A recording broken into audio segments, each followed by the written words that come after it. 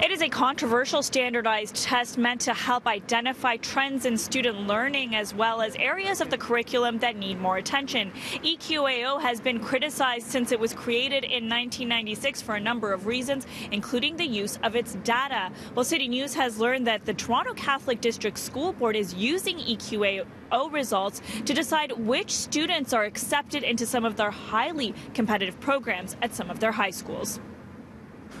And why do you ask for those results? These are very, very competitive programs. We literally receive thousands of applications for a few hundred spots. And so EQAO as well as CAT 4 scores give us a more fulsome picture of the potential of the student to achieve. At the end of the day, we want the student to be successful. And if we can, through a very intense application process, make that determination, then I think everyone wins. As you know, EQAO results are supposed to just be a snapshot of how a school is performing, not individual students, and certainly not to be used against them in the future. What is your response to that? Well, we're not using the EQAO results against a student in the application. What it is, it fills a more rounded picture, just fills in another piece of the puzzle in terms of a student's ability to perform.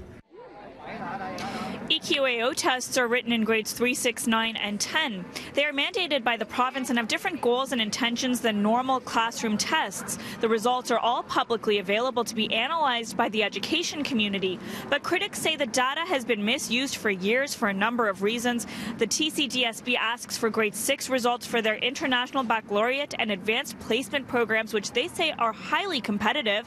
Critics are calling this move highly irresponsible.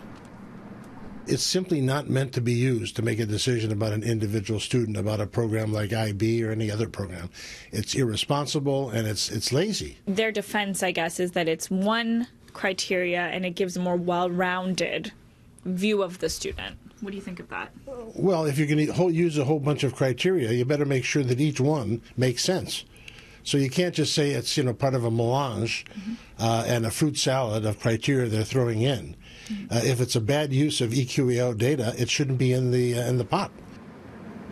We did reach out to EQAO, and they told us in a statement EQAO does not support the use of its assessment results as criteria for admission into academic programs, and we asked TCDSB to respond to that statement.